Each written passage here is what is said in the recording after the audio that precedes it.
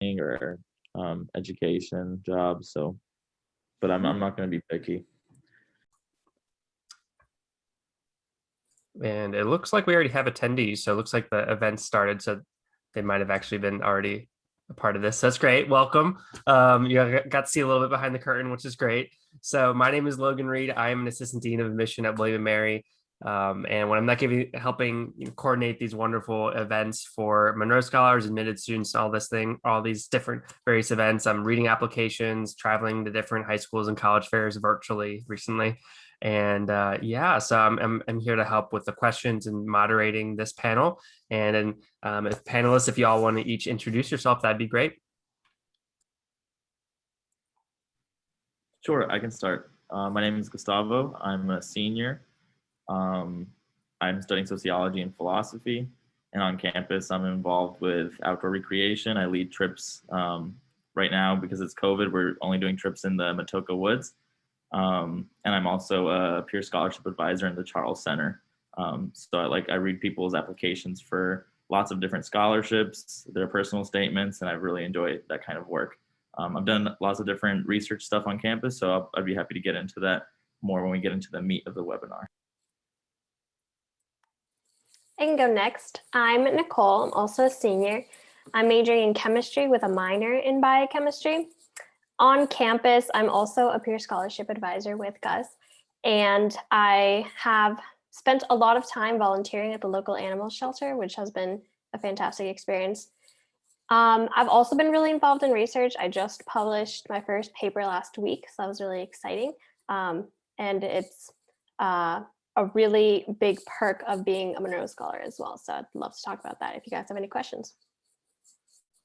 Well, congrats, Nicole, and I'll go next. My name is Morgan. I'm a senior as well. I'm studying international relations with a minor in public health. Being a Monroe Scholar has also been a big part of my time here and has led to some great research opportunities. I'm actually working on a revise and resubmit for my first article as well. Would love to talk more about the details in the future for that. But I'm also involved with the Project on International Peace and Security on campus, which is an undergraduate think tank focused on international security. And I've been a resident assistant and have done a couple other resident research assistant positions with professors as well. Great. So for this will just be pretty much a Q&A panel. So whatever questions you all might have for these Monroe Scholars and the panel itself, please throw in the Q&A section. The chat will just be for general things. If we want to throw a link in the chat for you all as a resource, at the end, I'll throw a link for our research month, our undergraduate research month, so y'all can kind of look at all the various different research projects that are happening on campus.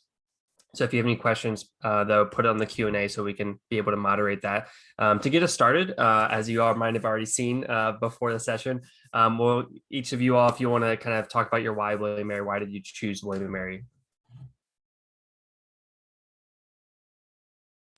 Sure, I'll go first again. Well, when I came to William & Mary for the first time, I went on one of those summer walking tours, and my tour guide, I don't know if it was just a bad day, the weather or what, they didn't seem very enthused about the college, so I left that not as excited. But when I came for Day for Admitted Students and I got to see the campus with lots of students on it, because when I went for my summer tour, there weren't that many students on campus. But when I came for Day for Admitted Students, I got to really feel what the life at the college would be like. And I went to lots of these webinars, or at that time they were in person, but these events where people were talking about why William & Mary. And something that came up over and over again was that it was a liberal arts college and a research university, that teachers really cared about giving students a quality education, but there were also many opportunities for students to do research on their own or with labs, and that there was a lot of funding and resources for that. So I like that, because in high school, I'd done a little bit of research through the capstone program, and I also had really quality relationships with my teachers. So I just kind of wanted a university where I could do that. And so that's why I came to William & Mary, and that experience has been true.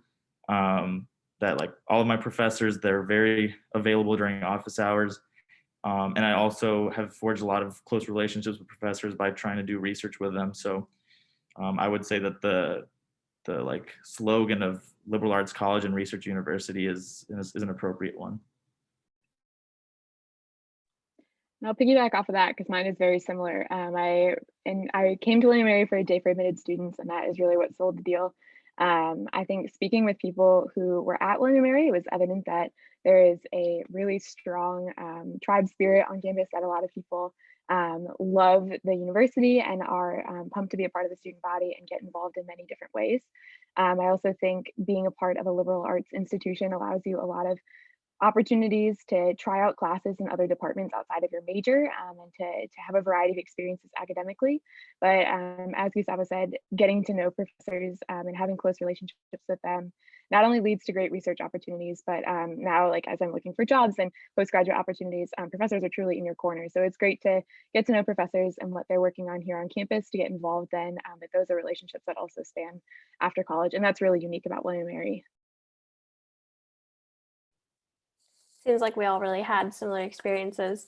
I don't have too much to add to that because I completely agree with everything that was said before. I also came for Day for Admitted Students, and was like, wow, there's a cappella groups over here singing, so cool. There's these clubs that seemed really excited to have us to come.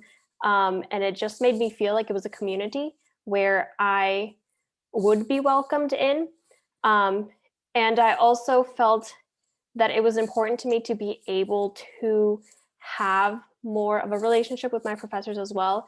I felt like at some of the bigger universities I visited, it was a little more distant, a little bit perhaps focused on grad students, etc. But I felt William & Mary was, it really was like one community that included the professors as well. Great, thank you all so much. Again, if you all have any questions, just throw in the Q&A section. We'd be happy to answer your specific questions. Just kind of going to dip in the water of research. How did each of you all kind of begin your research project? What did the process look like for each one of you all? Yeah, so I got. So Oh, sorry. I think there might be a delay. I'll go first. I got involved with research first in my Call 150 seminar. So every William & Mary student has to do the full call curriculum, which includes 2 seminars your freshman year. And the Call 150 is more writing focused. And at least in my experience, I was asked to do a literature review on a topic of my choosing. And I decided to write about this practice in Afghanistan of families that don't have a son raising one of their daughters as a boy until puberty. Because I thought it touched on gender, it touched on religion, it touched on politics. So then I wrote a literature review that turned into an independent study my sophomore year, actually my junior year. And then I presented it at a conference in New Orleans. So it was sort of something that began as something very small in one course, and then it turned into something I took in a different direction and tried to do something more professional with it. I also did the first year Monroe grant, because every Monroe student is allowed to apply for I think it's $1,000 for 3 weeks of research. And as long as you put together a good proposal, the Charles Center will approve it. And if they think your proposal needs some changes, they'll help you through that process. So every Monroe student is guaranteed that grant, basically. And that was another early experience in research, and that's how I got my foot in the door, and I met professors that were doing research. And then I kind of followed up in research courses. Most majors have a research methods course, so I continued working on my project through that course. And then I continued however I could to do research with labs, and I can get more into the nitty gritty, but basically there's research around every turn. And if you take advantage of those opportunities and you check your email and you talk to professors, there's no way you can go your 4 years without doing research if you want to. And you can get funded and paid to do it. So almost every summer I've done something and gotten paid for my time. So it's a good feeling. I agree. I've done a lot of the same. I've taken advantage of the same opportunities that are available to Monroe Scholars specifically. Your freshman year, summer, like Gus said, you have that freshman grant. So I took advantage of that, and it was just really a literature review, because I am from Ecuador, so I was at the time visiting my family over there. And so I wanted to do something. I wanted to get paid for my time to do something over the summer, but I also was interested in kind of looking into renewable energy and how different countries kind of approach that. And it was a small paper research project. I didn't do anything else with that in the future, like Gus did. It's an option, of course, but I instead chose to, in my sophomore and junior year summer, join a chemistry lab. And I've been there now for 3 years, and that has also allowed me to grow in a way that now has led me to my PhD kind of pursuits. I'll be attending UPenn for that and doing research because of the opportunities that the Monroe grants gave me, allowed me really to get that experience to kind of get me there. Yeah, like Nicole and Gus, I took advantage of the freshman Monroe. And the really unique thing about that is it is super open-ended. So you can approach your research in any way, basically taking on a question that came up in one of your classes, or as long as you find a professor who's willing to be your advisor, virtually anything. So I took a class called Foundations of Epidemiology freshman year and really enjoyed epidemiology, the study of disease. And I approached the professor and just said, hey, I'm really interested in global health. Would you be my advisor? And she helped me. She said absolutely, and then helped me develop a research question. And I spent the summer doing a literature review on the distance to healthcare as a constraint to healthcare access in Malawi. And it allowed me to also develop a lot of quantitative analysis skills. I got to learn how to use a software program called ArcGIS, and that has been a really marketable and useful skill going forward. So kind of like Nicole, yeah, it was a small paper, and that was the end of that project. However, I've worked with Professor Dolan ever since. So I think one of the best things that came out of my freshman Monroe project was the relationship with the research advisor that I was able to develop. So I then, summer after my junior year, took advantage of the second Monroe scholarship that Monroe scholars have access to, and did a project with Professor Dolan on COVID-19 lockdown policies. So I'm really interested in global equity, especially in global health. I studied abroad in Senegal during my junior year, right before COVID hit. And when COVID lockdown policies were put in place almost globally, I was thinking back to my time in Senegal and realized I had 25 people living under my roof. And we went out every day to get like fresh bread. So you wouldn't like go to the grocery store once a week, which is how I think a lot of us here in the US dealt with the lockdown. So I was wondering how those lockdown policies functioned in other countries of different income levels. So I used another software program called Stata, and it was a great chance to develop data skills in that as well, and looked at the effectiveness of those lockdown policies in countries across different income levels. So Professor Dolan was great and encouraged me to scale that up into a research article. And we are, as I said, in that revise and resubmit stage. So I think those projects have given me really practical skills that have become useful in classes as well as I apply to jobs. Those are things that I'm finding a lot of companies are really interested in. So I think those scholarships give you a great opportunity to develop your own skill set and as well as your interests in the specific research that you're doing. And apart from that, I've also gotten involved with some different professors' research labs. So I took a sociology class sophomore year on the food system. We were looking at a local food desert that's only 15 minutes away from campus. And at the conclusion of that class, the professor decided to write an article based on the research that we were doing. And so me and one other student were brought in on that, and we've been working on it for the past year and a half. And that article was just accepted to a conference this summer. And so that professor is allowing us to present the research at that conference. And I think that is really emblematic of like the William & Mary professors as a whole. They're really here for you and wanting to give you opportunities to get that experience, to be the presenters and to field the questions and to be intimately involved, not just, you know, on the periphery doing administrative tasks with the research. They get you involved at the heart of it. And then, yeah, like I said, the think tank that I'm a part of, that's another independent research opportunity. The Global Research Institute here on campus has offered a lot of opportunities for international relations, international development, lots of things in that realm, and has lots of student positions. So a variety of things that are available to you as a student, and I've really, really enjoyed every opportunity I've had. Great. Thank you all so much for sharing that. Again, if y'all have any questions about anything campus life, Monroe, research, anything to do with William & Mary or the student experience, please feel free to throw that in the Q&A. Another question I would have is kind of, and you all kind of went into this already, but how did you work with the faculty or major advisor for your research? Like, how did that look like when you were first starting and interested in thinking about? I know you a lot of you all kind of already mentioned that, but how did that kind of relationship start with like the faculty advisor, major advisor, or just a faculty member in general to start your research? I'll go first again. So that first project, I really took on the first year Monroe project where I had a faculty advisor. That advisor was very hands off. And what I learned from that opportunity was that you really want to establish with your faculty what the expectations will be. Do you want to have a weekly check-in? Do you want to, before you submit the proposal, to go through it very thoroughly with each other? What role do you want them to have after you finish the project? Do you want help trying to get it published? Because really, if you don't make that clear, then a professor doesn't know what exactly you're looking for. So I would say with that first professor, it was really just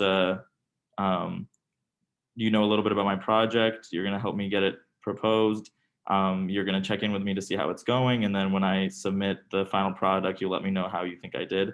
But I had much closer relationships with other professors, and that was in part because I learned from that experience that I preferred having a professor who can give me a lot of constructive criticism throughout the process.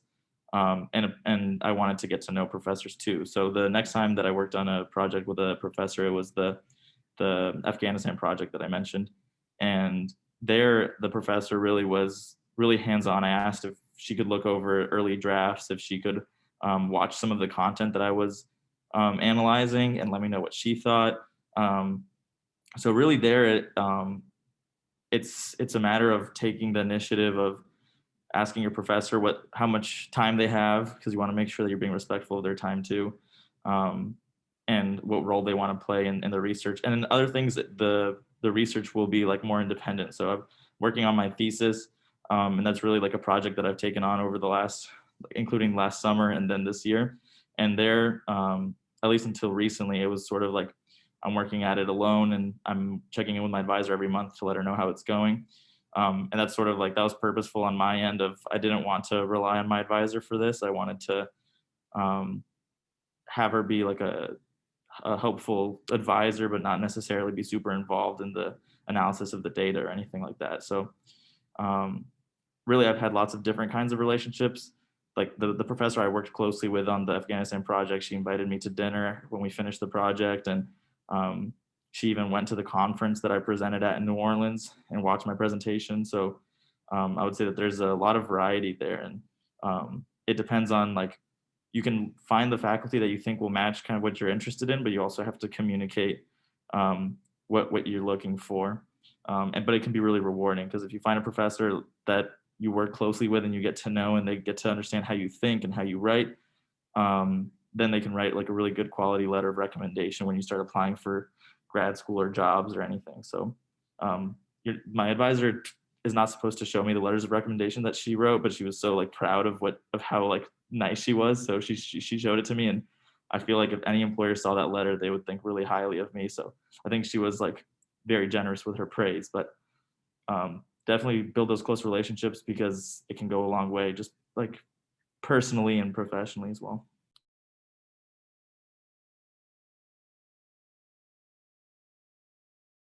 I agree with all that. I can touch on a slightly different aspect on how to find advisors.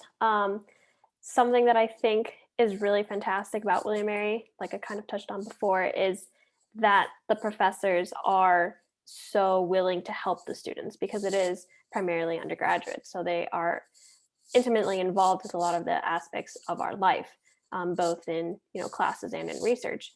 So for my freshman Monroe project, I was in my professor's class, and I just approached him just one day. I was like, hi, I'm interested in just making a proposal for a 3-week-long project. Could you just meet with me a couple of times to give me some tips? More than happy to do that. Super helpful and kind in that regard.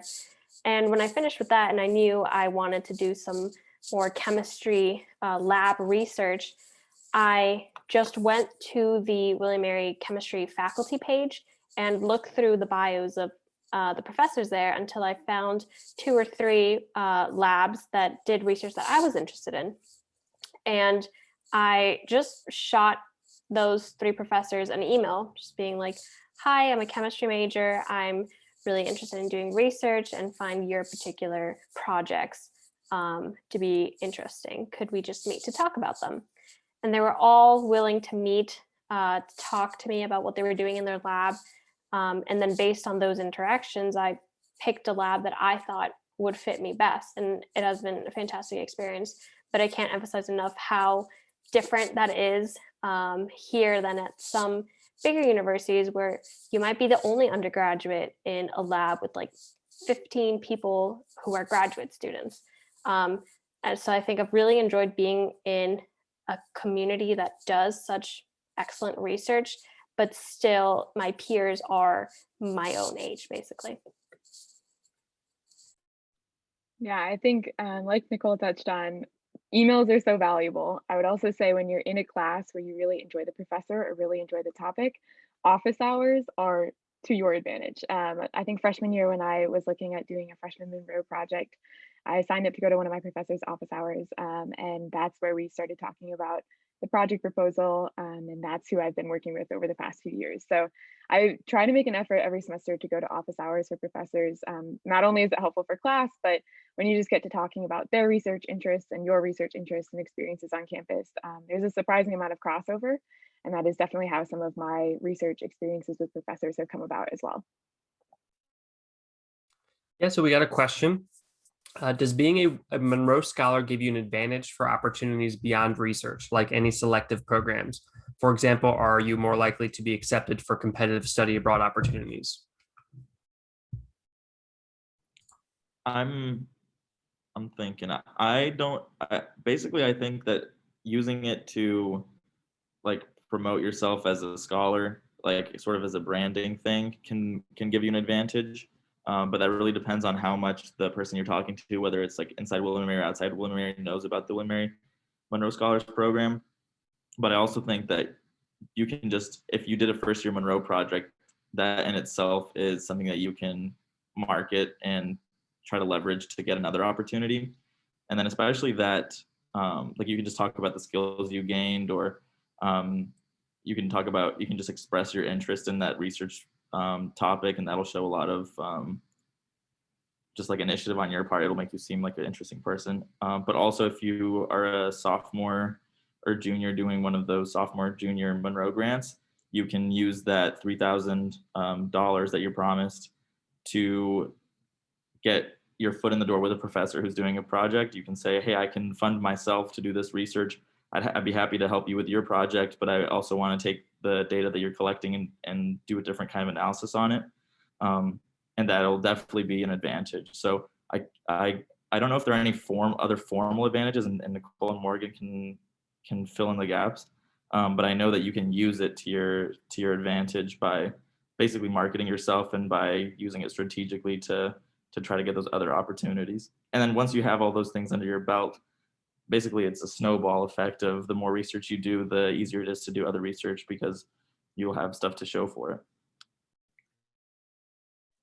Yeah, I would echo everything Gus said, because I think the two built-in advantages are doing the freshman Monroe, the $1,000, and then the upperclassman Monroe, the $3,000. I also know it's been a little different during COVID, but I know during my freshman and sophomore year, they also hosted some Monroe panel discussions or like expert discussions and brought in people. I think there was a Pulitzer Prize winning journalist that came in, and then we also had a discussion with people in the education system locally to talk about racial equity. And they would organize like 1 hour long lunch discussions. Lunch would be provided, which was great. But they'd bring in different people, whether it was like formal, William & Mary alums connected to the university, or just people that were in town or interested in speaking with us. So you get extra exposure, I would say, to people in the field. But it is, I think, in your benefit to market the indirect part of Monroe Scholar Advantages, where the skills that you build using your research money and the relationships you have with professors, those are all really great advantages when you go out to apply to things. I don't know if it gives you a leverage to say you are a Monroe Scholar, but when you can explain to someone what that means and what that's given you, that definitely gives it some weight.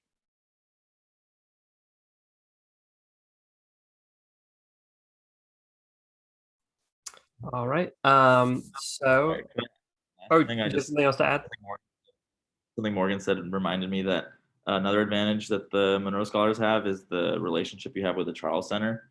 I sort of have that relationship on steroids because I work for the Charles Center, but if you like read your Charles Center emails, and if once the Charles Center is in person, you show up to ask questions of the peer scholarship advisors and find out what scholarships are available, and you get help with your applications. I think that like anybody can walk in the Charles Center, but because the Monroe program is housed in the Charles Center, you're just much more likely to stumble across resources that are there. But I would say like if you come to William & Mary, you should definitely take advantage of the Charles Center, because that's like it's the Charles Center for Academic Excellence. If you go there, you'll probably find a lot of opportunities that'll make you bigger and brighter and better.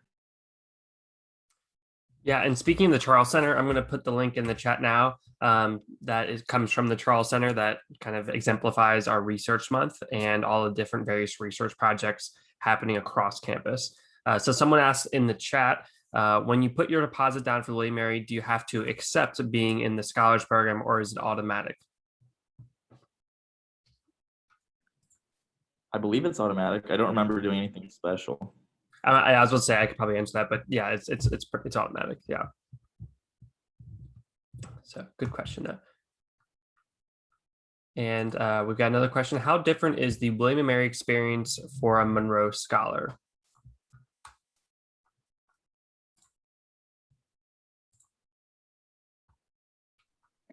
I think your Monroe experience can be what you make of it, because you're given the option to live in the Monroe building freshman year as a Monroe Scholar. I did not. I still made friends with a lot of Monroe Scholars, went to the public or the engagement, like speaking engagement events that I mentioned earlier, did the research projects. So beyond living in the Monroe building, I would say I've taken advantage of most other benefits of the Monroe Scholar distinction. But I think when you're interacting with peers, like there's no differences between your peers. So things are incredibly normal beyond the option you have as a freshman to live in Monroe and the option you have to take advantage of those research projects.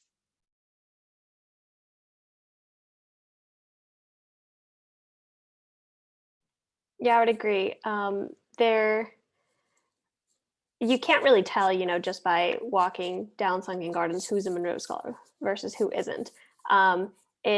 The great thing also is that there are opportunities for non-Monroe Scholars to pursue a lot of these opportunities. It's just that because you are a Monroe Scholar, we make an effort to make it easier for you to kind of pursue them. So a lot of your fellow peers will also be doing great research, making presentations, being involved in a lot of great things. But like Morgan was saying, it really is what you make it. I also didn't choose to live in Monroe my freshman year, but living in there sounds like it was super fun. There's like an attic where I think there were a lot of ice cream socials and other events held. So it does kind of introduce you into a community that you feel like you're a part of before starting, because I know, starting college is kind of a nervous, scary new experience, but you are part of this community of like-minded individuals before you even begin. So that's nice. Yeah, I did live in the Monroe residence hall, and I enjoyed that experience a lot. A lot of Monroe is a mix of Monroe Scholars and not Monroe Scholars. So if people are worried about the Monroe Hall just being all Monroe Scholars and you not getting to meet people outside the program or meeting different kinds of people, or that wasn't a concern for me. A lot of my friends that I still have from my freshman hall from Monroe were not Monroe Scholars, but a lot of them were. So you get to hear about the continued research they do. And a lot of people who are Monroe Scholars obviously still go on to do research and cool things. So like Morgan said, it's what you make of it, but it's nice. There's sinks, the ceilings are really tall. It's good location, close to CW, close to a lot of the old campus buildings. I enjoyed it. And for those of y'all who don't know, CW is Colonial Williamsburg. I know there's a lot of lingo. It's hard to not have lingo when you talk about college, that's for sure. So someone asked, kind of going off of the Monroe Hall and everything, someone asked, are any thoughts on the Monroe dorm versus Tolliver? Are both Monroe are both Monroe scholars. As far as I know, that there's the 2 residence halls you can choose to live in as kind of Monroe. And I know that Tolliver is a little bit smaller, Monroe's a little bit larger, but if y'all want to kind of go into that of what you've heard about the difference.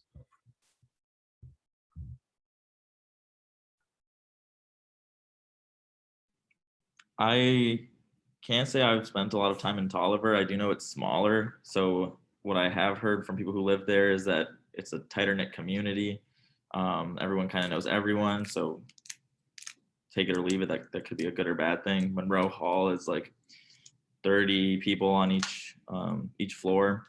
So you can kind of form a tight knit community with your floor, or you might meet lots of other people in the building. I think the amenities in the Monroe building might be a little nicer than the Tolliver one, but I don't think you have a say in whether you end up in Monroe or Tolliver. I think you just say, I want to be in Monroe housing, and then they place you. But I would say Tolliver is not worse than a lot of the other freshman halls. So I guess the decision is if you want to live with other Monroe scholars or not.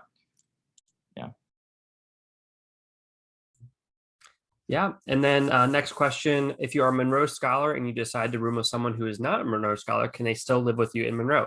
And as far as I know, yes. So there are definitely people who live in Monroe and Tolliver who are not Monroe scholars. And a lot of them are brought along by another Monroe scholar. So I don't know if any of you all have anything to add to that. I can confirm my roommate was not a Monroe scholar, and he lived in there just fine. Can confirm. I love it. Awesome. So it looks like we've answered all the questions right now that are posted. Well, I'll kind of give another question for you all while we're waiting to see if anyone's just typing some questions right now or thinking of anything. Is there any advice that you would give to students who are going through this process, as people who have went through the process yourself of being in this space of, you know, these prospective students who have been admitted? Kind of what advice do you think that you wish you heard when you're in that position?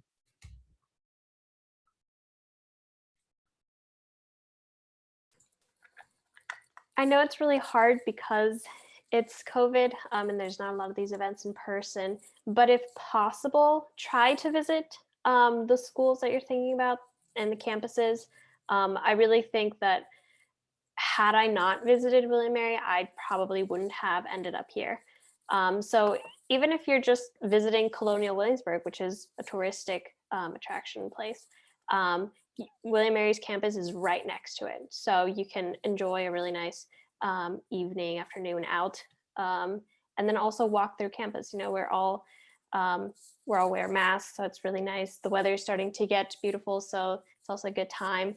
But I also think just that opportunity to be in the surrounding areas and on campus gives you an idea of what the community is like. Whether you might be unsure if you like a big campus or a small campus, and being actually in that place gives you a much better idea than just kind of thinking about it yourself. And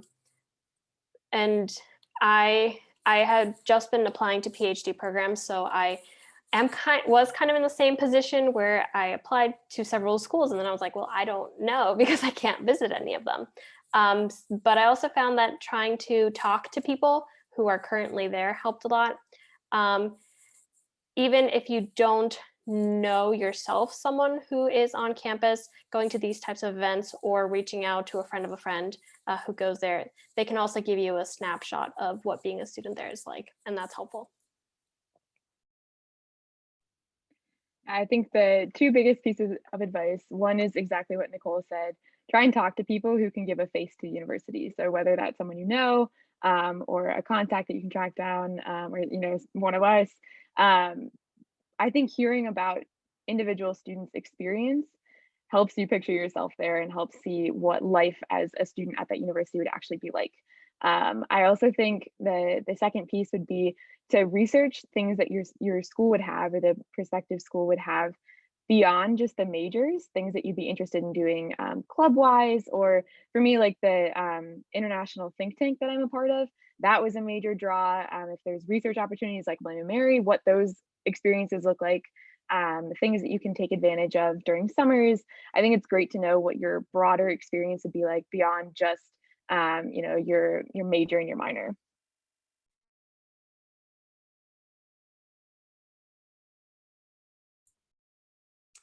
Yeah, I'm going to throw a link in the chat for if y'all are looking for what kind of involvements you have on William Mary's campus. If you want to go to that website, TribeLink, it posts all the different various clubs, student clubs, and organizations. It's not everything; it doesn't include sport clubs and some other things, but it's a pretty good overall master list of different involvements.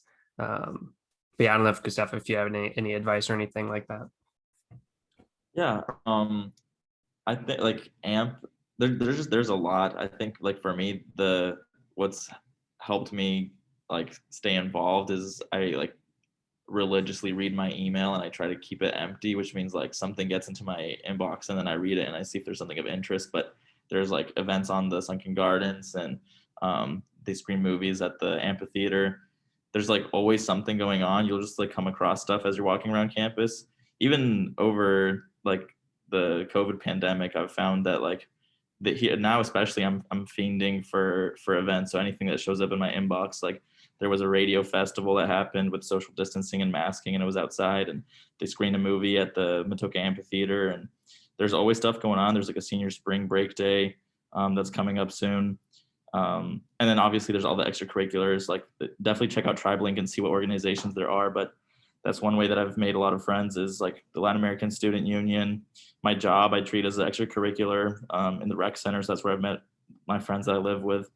Yeah, there's definitely, if you want to get involved and you want to do stuff other than go to class and do research, and there's an abundance of stuff. Like William Mary students are stressed also in part because they like tack on 1,000 awesome extracurriculars that they care about so much. So I would say if you want to do something, it's there.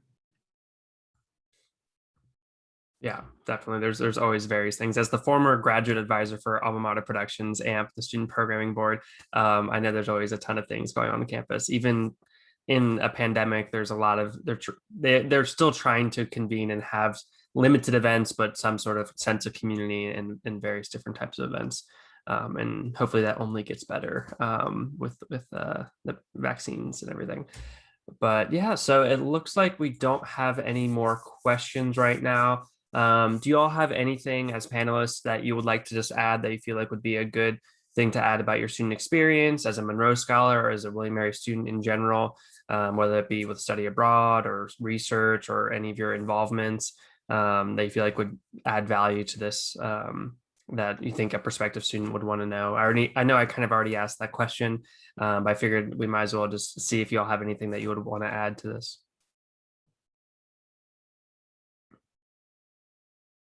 It's okay if you don't have anything.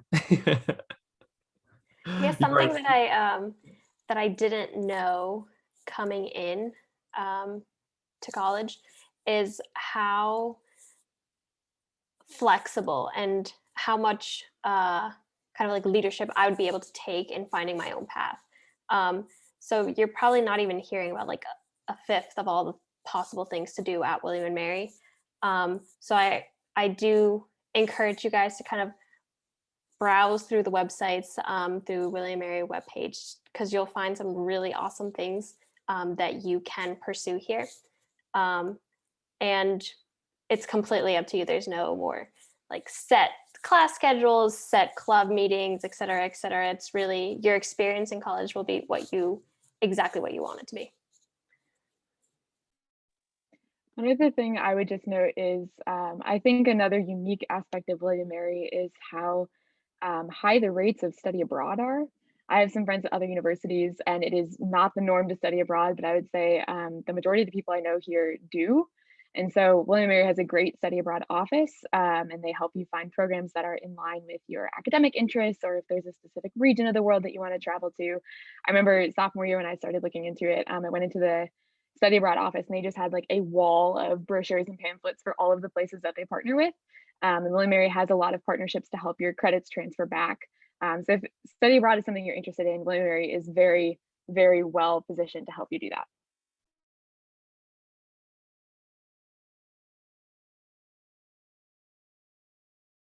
All right, we got a question. We got a couple questions. All right, good stuff. I guess that really helped percolate some ideas. So Allison asked, this is somewhat off topic, but what freshman food plan is best?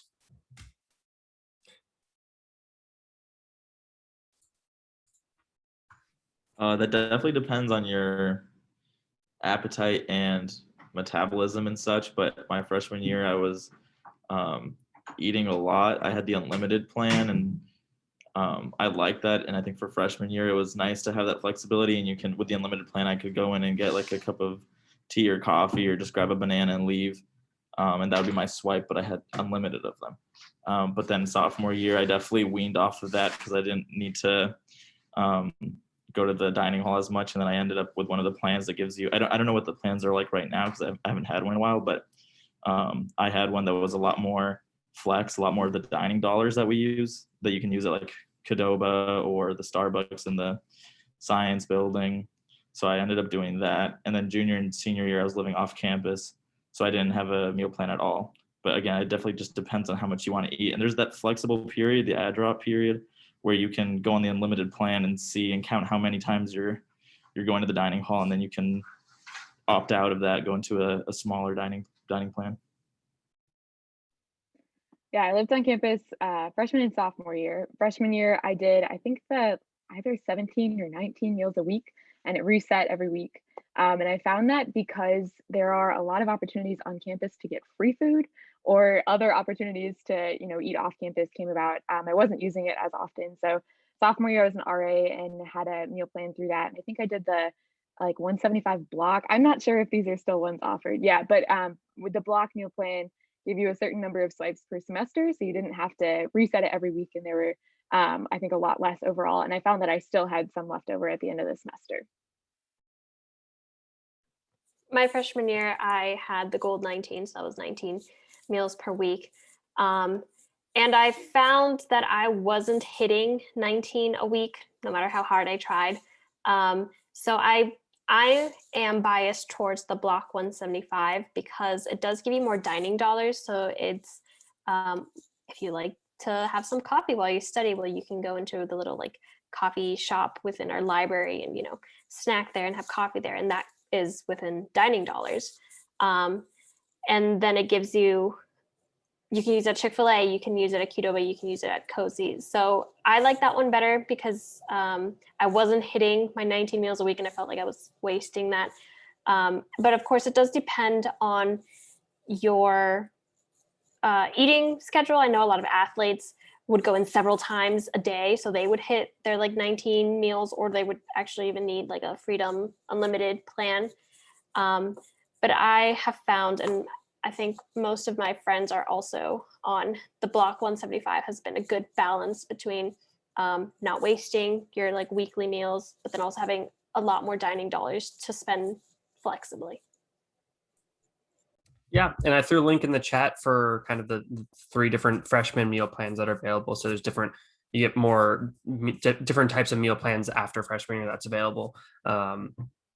So yeah, feel free to look in that. The next question that we have: what are classes like at William & Mary in terms of the size, the relationship with the professors, the rigor, etc.?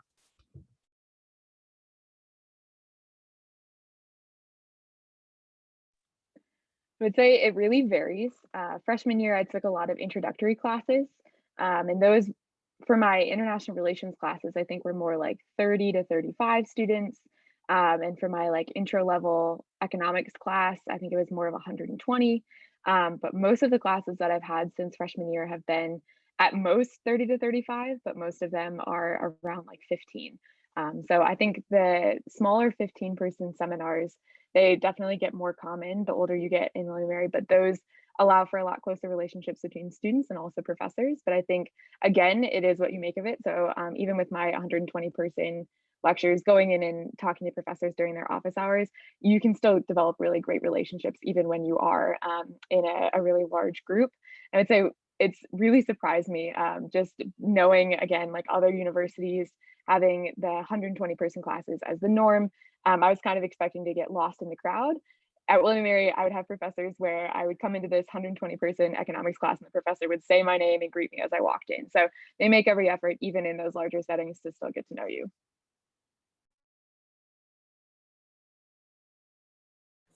Yeah, I completely agree with that. As a STEM major, of course, we have, intro bio, intro orgo, organic chemistry. So a lot of pre-meds are taking those too. So those tend to be quite large. But as I got to my more 300, 400 level chemistry classes, they got down to 20 to 30, which is nice because you're taking these classes with students who are your major or minor, so you get to know them pretty well. In terms of relationship with the professors and the rigor, I also found that professors do make an effort to, even in the big classes, get to know you, which has been really nice because I can maintain a relationship with them down the road. And of course, this is true of anywhere. You're going to have professors who are harder, professors who are easier, who teach the same class. But I think overall, William & Mary professors do a good job of wanting to teach you because they are passionate about the material and because they want you to learn. So sure, some of the classes I've taken have been tough, but I came out of there feeling like I learned so much and I found the material so interesting. So I feel like because of the professor's passion in teaching us, I've been excited to learn about it too. And it really is totally manageable if you plan your time. I think a really important skill to develop as early as possible is time management and organization. Because if you can nail those things down, you'll find that studying and doing well in classes becomes a lot easier and will help you down the line as well. Yeah, I don't have much else to add. I've had very small classes, seminars. I've had very large classes, huge, like 175-person lectures. And I think if you want those small classes, I mean, it depends on your field, but they're definitely available. I think sometimes even those big classes are a nice relief of like, I don't have to be, I'm not going to get called on randomly. So like, it's nice to have like every semester, maybe a class that's a little bigger. But I think it's up to you, and it depends on your discipline. But I think if you want to take those small classes, every discipline will have like a seminar discussion type thing, and every freshman has to take those freshman seminars that aren't bigger than like 15 people. Yeah, and to build on the rigor of classes, I think William & Mary professors are wonderful and very passionate, and they make fantastic classes. So some of the hardest ones that I've been in have, like Nicole said, been some of the most valuable. I think a really important skill to develop as a student anywhere is to balance your schedule well, not just on a day-to-day basis, but on a semester-to-semester schedule. So talk to students who have taken the classes before, do your research on them. And if you know it's going to be a super reading intensive and writing intensive class, then maybe balance it with a more like large lecture-based class that has more exams. So you're not doing a lot of the same thing, and you use like different parts of your brain throughout the semester. So I think it's a good skill to learn what would be expected of you in different classes, making sure that you balance it well.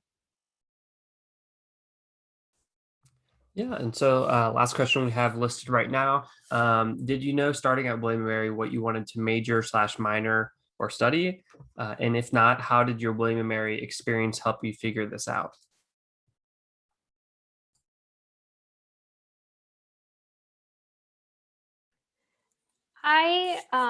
I knew I wanted to do science, but I thought I was going to go the biology route. It just so happened that I took an introductory chemistry class and thought it was the coolest thing ever. So I kind of by accident really switched, not completely, it's still STEM, but I switched from biology to chemistry, and still wanted to maintain, I was still interested in biology, so I minored in biochemistry.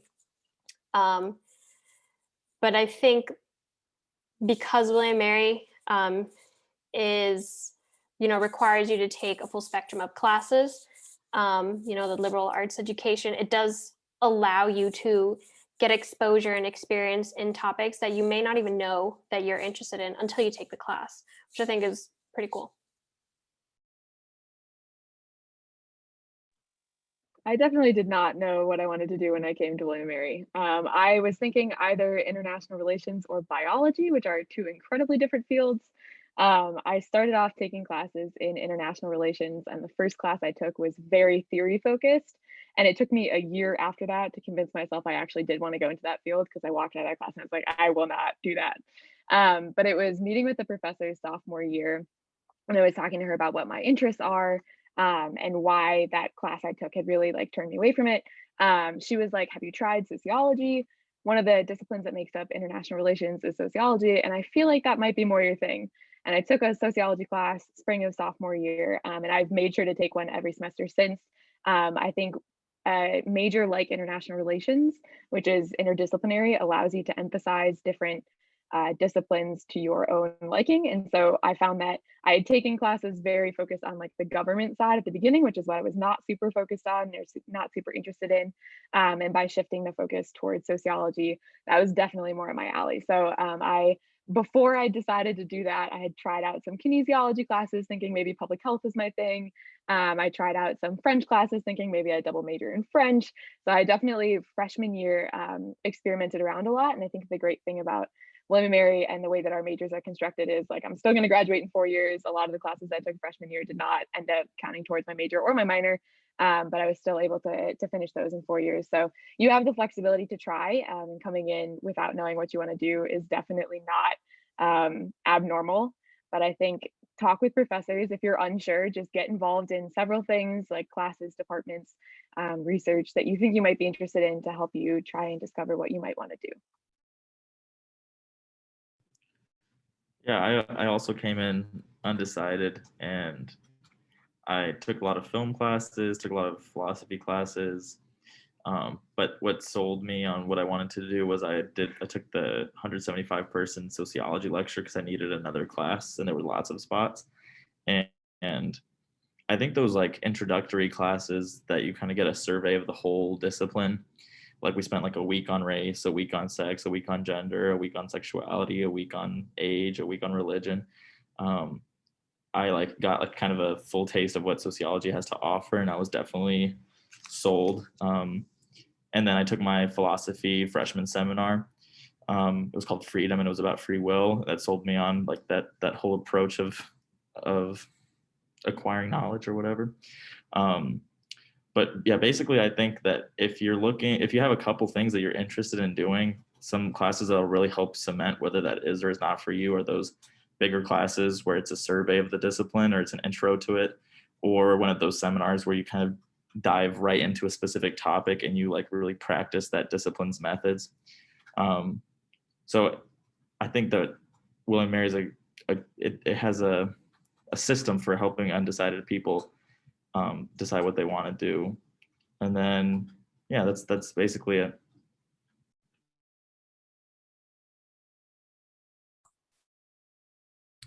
Great. Well, we just have about 7 minutes left.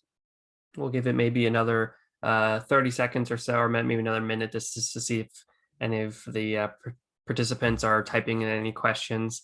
So we'll give a little bit of time. So yeah.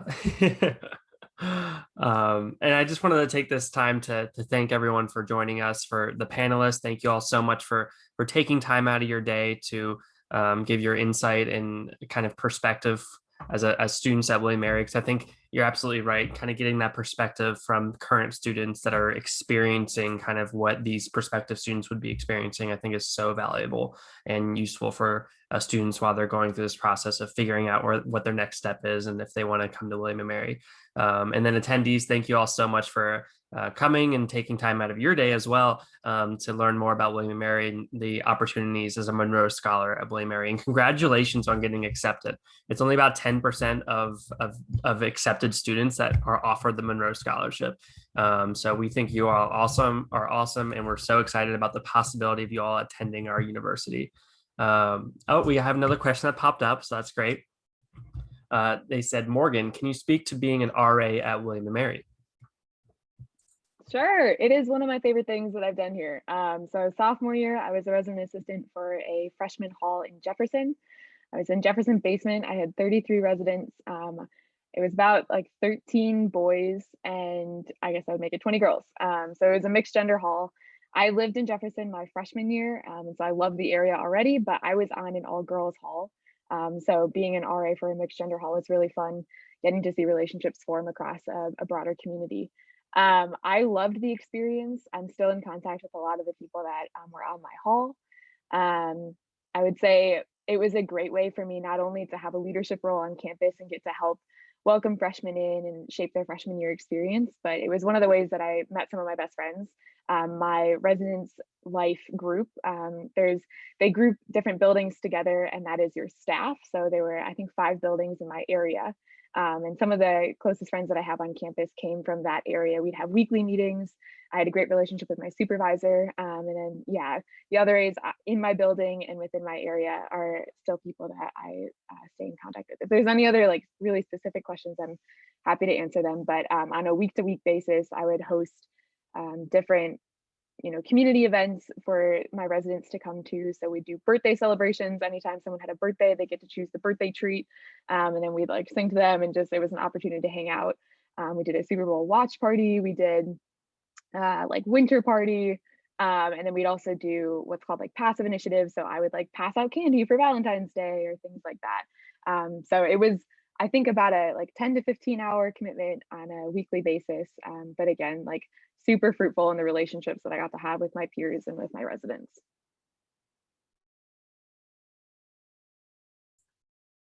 Awesome. And we have another question that popped up. 2 questions. How's the social life at William & Mary? And what's your favorite thing about William & Mary? And this might be, we've got 4 minutes. So if y'all want to, we can, I mean, this doesn't have to be speed round, but just, I guess, sort of that way.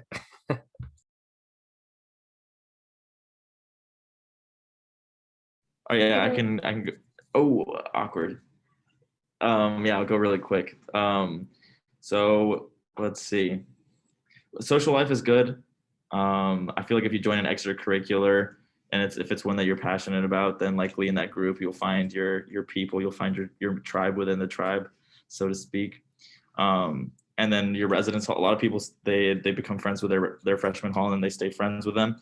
But I feel like extracurriculars is a good way to go. And then if you do these research projects like what Morgan did, oftentimes those people will become your friends because you spend such quality time with them.